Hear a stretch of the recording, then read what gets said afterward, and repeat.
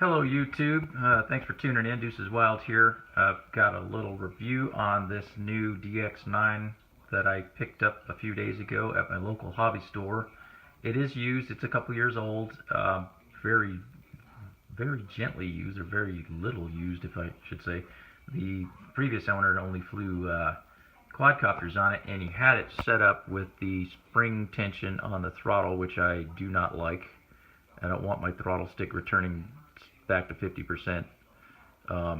As I fly planes, I do have quadcopters, but I don't mess with those anymore. I purely fly planes and occasional helicopters. But I did split the case and go in and remove that spring tension. Of course, it has a spring tension on the yaw. You want to keep all that, but I just did not like this being going back to center.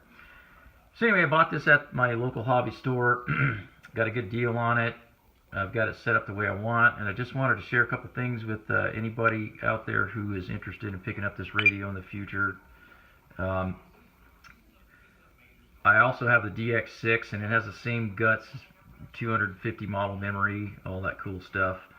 This radio has far more features, though. It has all 3 position switches up here instead of just 2 position switches as on the DX6. It also gives you a couple extra trim switches, which these 2 here do the same thing as these 2 here. This is your throttle trim up down, same with this one, and this is your elevator trim up down, same with this one, and that's it. If you want to do your yaw and your roll, or aileron and rudder, if you will, you're still going to have to trim it here.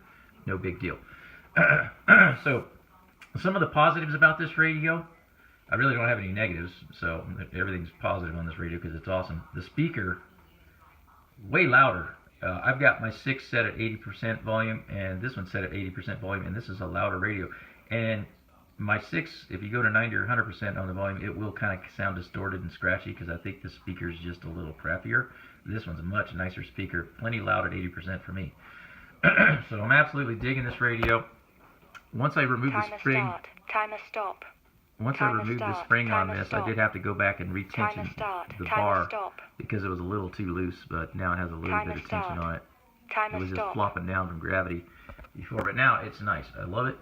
I haven't had any issues binding it. I did have to use the SD card, plug it in my 6 and then export all my settings and then import it back into this radio, which I've done already, but I haven't gone back and bound every plane. I think I've got 4 or 5 planes bound to it right now, and I've still got to get the rest of my fleet caught up and bound. That is the only thing you will have to do when you do export from your old radio. It will take all the settings that you have and just transfer them to this radio, so it's just like, you know, nothing ever happened. You're just flying a different radio, but you do have to, you know, go back in and bind. Apologize for my little clogged up this morning. You will have to go back and bind each plane before you fly it.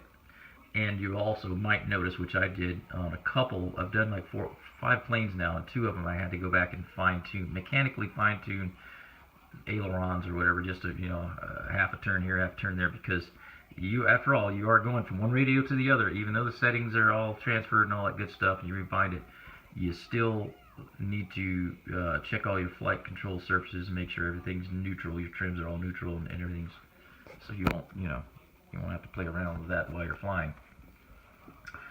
Or if you do, it's going to be very, very minimal.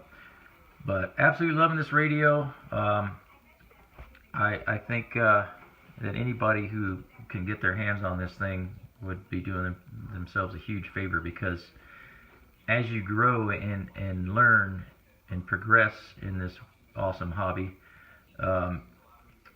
you're going to reach a point where, especially when you get into plug-and-play planes with Lemon RX receivers and stuff, you're going to reach a point where you're going to go, gosh, you know, my DX6 just ain't doing it for me.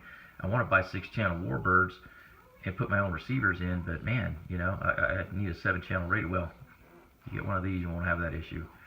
So thanks, guys, for tuning in. If you have any questions, feel free to shoot a message on this video.